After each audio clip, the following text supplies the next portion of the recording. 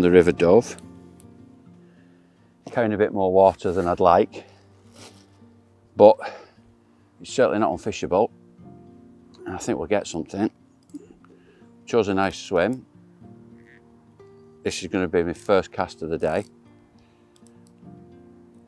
Make sure everything's set. What you don't want to do is mess up your first cast. I'm going to try and edge it under that tray, put it into mid-river and let it come round.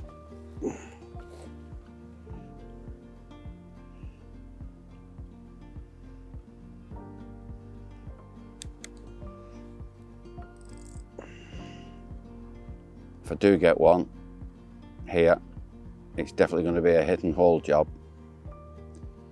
because this river's pulling really quite fast and I'm right under that snag.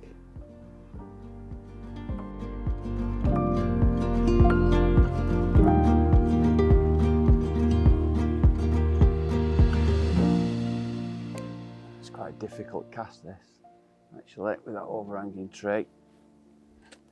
I'm going to start kind of in the middle and let it trundle round. I might need to put a lighter lead on, like I said, to get right under there. We'll see how it behaves. I'm not going to give up on this swim. I'm going to have another couple of minutes in it, another couple of casts in it, because I think I might be able to put that right.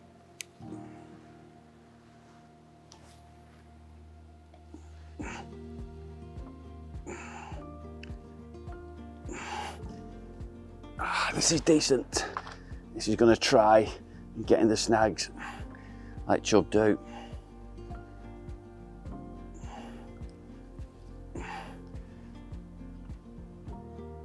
I'm going to have to bully him. I'm going to have to bully him. Come on. This is when you have to trust your gear. Come on.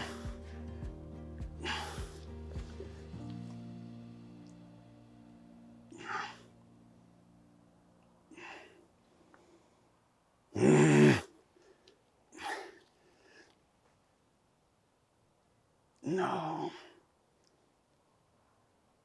Oh, man. That was a good fish. That is a good fish. Chub as such.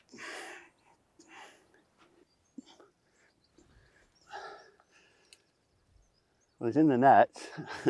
I'm not sure how I move from here. I'm going to pay some line out, keep him in the net so I don't snap my rod. Wow. You see the advantage of using a spoon net then. A triangle net wouldn't allow you to poke in the reeds like that. But he's in the net.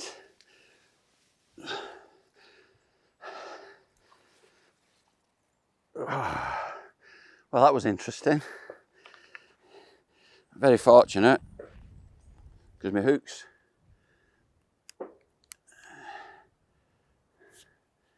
gone.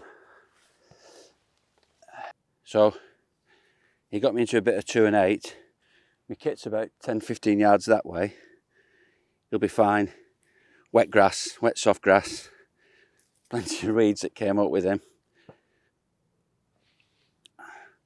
I'm not going to weigh him, no point. He's not 4 pound, I don't think. Probably a big 3. But yeah, he gave me a bit of a run around, this fella. It's nice to, that change to cheese paste from bread did the trick. He's a lovely fish, long fish, lovely autumn colours. Hopefully that's the last of the bad luck from today, and we'll get a few more. As I've said all along, chubbing is a really simplistic way of fishing, very enjoyable, very simplistic, and I've talked through while I've been fishing the kind of stuff I've been using. But now what I'm going to do, I'm just going to take a minute to talk you through my rig. As I said, it's very simple, but it does make a difference. You know, a few little tweaks can give you that edge. So start with a hook, as ever. There's only one hook I use now for my chub fishing, and that's the all-rounder, size 4. It's a lot of people fish a hook with a gauge too heavy. It's a kind of modern thing, I guess, that's come in with barbel anglers and carp anglers, thinking bigger, stronger is better, but that's not always the case. The nice thing with these is the gauge of the wire is relatively fine, but amply strong enough. Decent sized gape on it for fishing big baits. You've seen today I use big chunks of bread and cheese paste, so you want a decent gape hook, and this is one. I do like the fact that it's got a slightly inturned eye. Again, you'll have seen that in some of the swims I've actually bounced my bait down and under the snags or into a different position into the crease. And what you don't want is for that hook point to blunt. As you can see, this stays sticky sharp, and that little inturned point helps. Outward facing eye, outturned eye, again, great for your knots, puts that right angle in for you. I use a Palomar on that. So that's the hook. Hook link, I carry a selection of hook links with me, but if I'm honest, Reflow Power in, I think it's 0.15, 514 is the one that I use for pretty much 90% of my chubbing. I did step it up today. I moved up a tiny bit after I lost a fish and got bit off, realising I was doing a bit of animal fishing. But yeah, Reflow Power, excellent line. And then what I've been using for quite a while, the camo buffer bead. Comes in a nice little kit. You can see the buffer bead slides up your line, nice small swivel, doesn't need to be massive. That pushes over, fits nice and snug, and it's really anti-tangle free.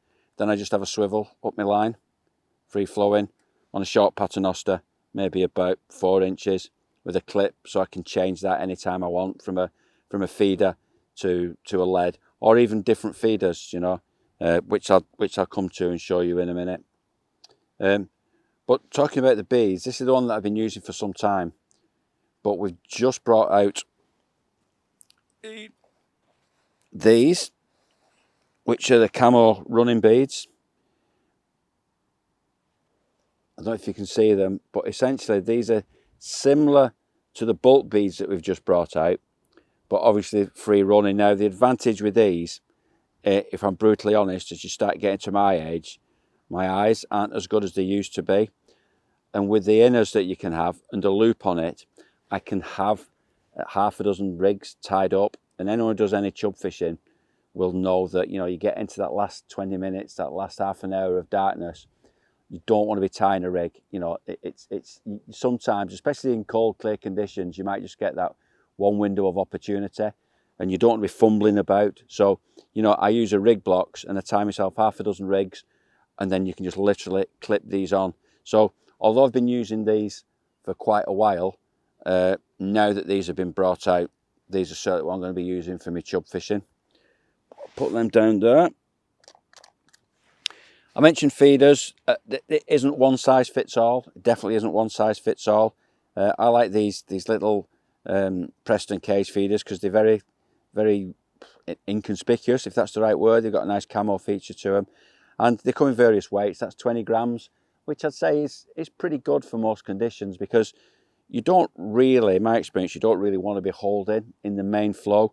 You want to cast this across it and let it come round into the crease, into where the chub are going to be lying. So you don't need to be fishing 30, 40, 50, 60 grams, you know, even 150 grams like barbel anglers do, because I don't want to be fishing in that main flow. I want to be in that point as the crease forms, because that's where the chub tend to hang out, waiting for any food particles that come their way.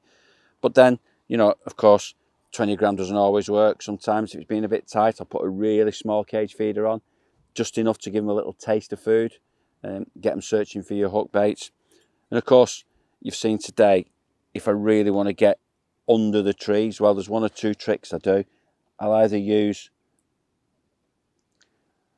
some swan shot, a couple of swan shot, or even, you know, little tiny bomb. But recently, what's brought me quite a bit of success is these. Now, they've been designed for touch ledgering.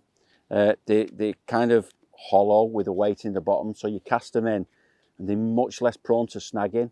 They'll bounce and move along, and they're great for, as it says, touch ledgering. But what I've started using them for, if I've got a snag which is like really tight under the near bank, then sometimes even a lightest bomb or a swan shot won't go there. These do. You can just keep lifting it and nudging it and nudging it and nudging it, and you can get it right into the hole. And sometimes in, you know, at times when sun's out, river's crystal clear, water's low, you've got to go in after them. And I've found these are really good for that. So, you know, that's kind of my gear. It's not massively technical. It doesn't need to be. There's a lot of watercraft involved in chub fishing. So the only other thing I'd say is that I don't fish a fixed paternoster. I do like to have a running paternoster. It allows you to pay a bit of line out to a taking fish if they're being cagey. But you know, that's it. And then your gear doesn't need to be particularly advanced. You know, I just, any kind of 10, 11.5 foot quiver rod, perfect. And a fixed spool loaded with 6 pound line. You got everything you need there for a really good day's chubbing.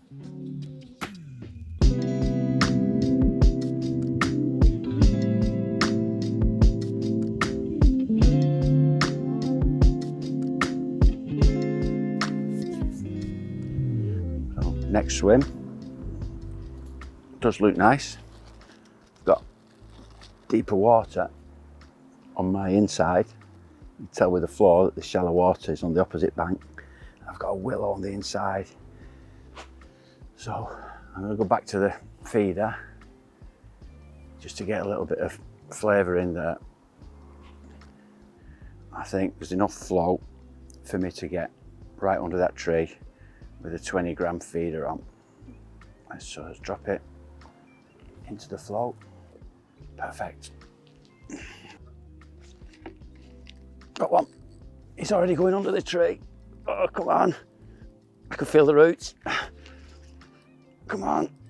Come on. Come on. Oh, I really can't put anything more than that on. Come on. He's in the roots. Come on. Moving again. Ah, chub. What are they like, chub? There we go. Oh, that's a decent one as well.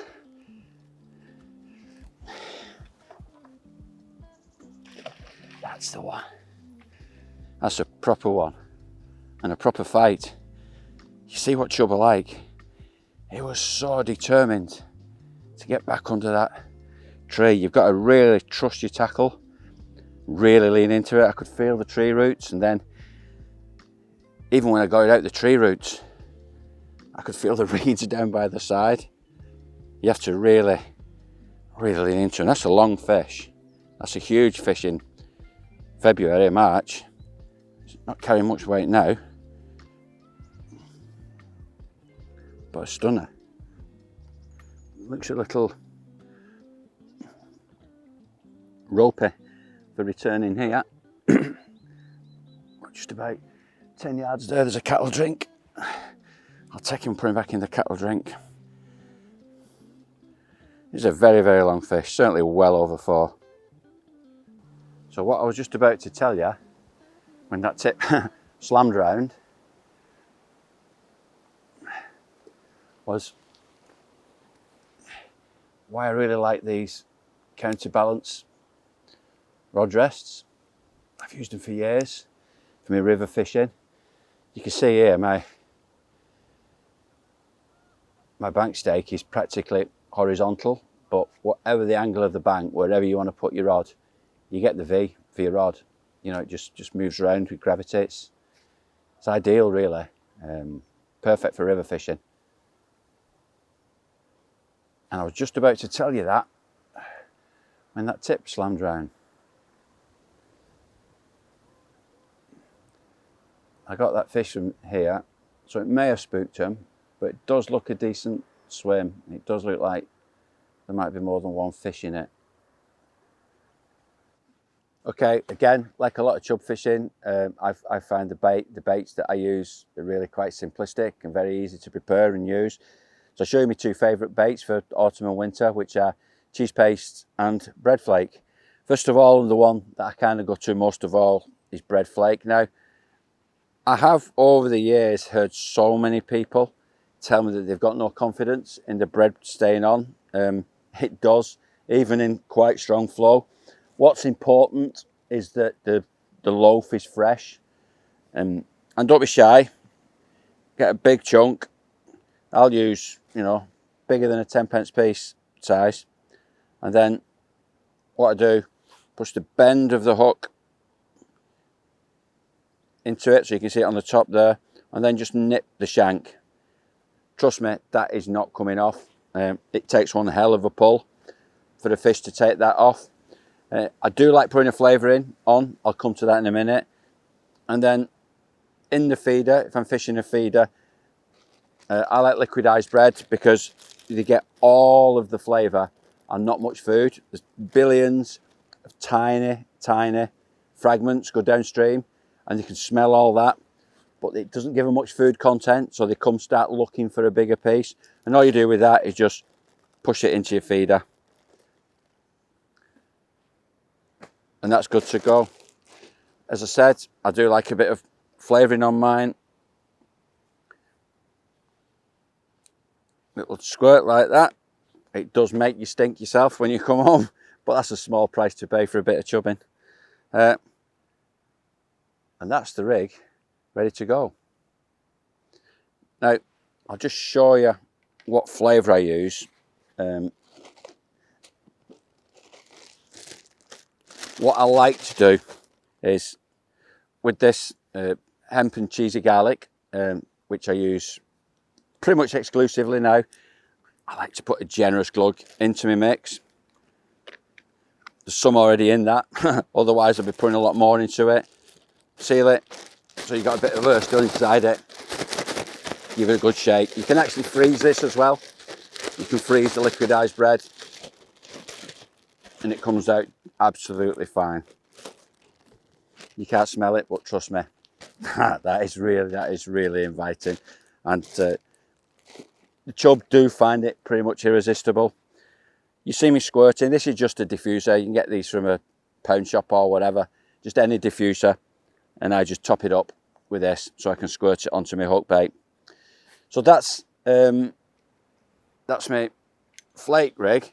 Now, what usually happens if I want to change over and try cheese, I will fish it with a case feeder on if the water is relatively deep or a little bit turbulent, but quite often I switch to a bomb, which I've shown you earlier. But then I put the bait on slightly different. Cheese paste, the longer you use it, the longer you have it, the better it gets for chub, in my opinion. My cheese paste's a bit like Trigger's brush, you know, only fools and horses. I have the same ball for about 10 years, although I just keep adding new stuff to it, so realistically it's probably not that old. But you do get, you know, I've had fungus on it and all sorts, and the chubs still like it. And then just mould it into like a little pear shape so it's streamlined to cast and fall on the bottom. Maybe you can make it out. I'll leave the hook point showing there. And I think the most important thing about this, apart from obviously the smell which attracts the fish in the first place, is the consistency. The softer the better when it comes to striking and setting the hook on the fish, but obviously it needs to be firm enough to cast. So it can take a little bit of trial and error to get that bang on. I use 30% blue cheese, 30% extra mature cheddar, and 40% frozen pastry, and mix it all up, freeze it, defrost it, freeze it, defrost it, and you start to get that really soft consistency. So yeah, my favourite baits, cheese paste, probably in my view better in coloured water. As I've said earlier, it does seem to draw them out when they've been a little bit cautious. Cheese paste for coloured water, and bread flake when it's low and clear. Oh, something there. Yeah. did say there might be another fish in this swim. I just fancied this swim for another fish. It's the kind of place that they will haul up in. Now it's trying to get into the reeds under my feet this time. They are really tricky customers, Chub. Whereas a barbel will just go charging off downstream, these things will find any and every snag under your feet. Very nice. And that, as you saw, was a pretty instant take. Look at the head on that. Clonking chub. And boy, did he want that bait. That's another one about the same size. I weighed that last one, it was an upper 4. This one's probably about the same size, but they're empty. They will fill out. They will fill out in winter. There'll be some huge chub on this stretch come February and March. Well, I said it looked like a better fish in the water, and it was. Just over £5, £5.1. Much bigger head than the previous one. Still plenty of room to fill out. Big tail on it. Oh yeah, what a lovely way to spend an autumn day. What a lovely way to finish the day's filming. I think it's not going to get much better than that.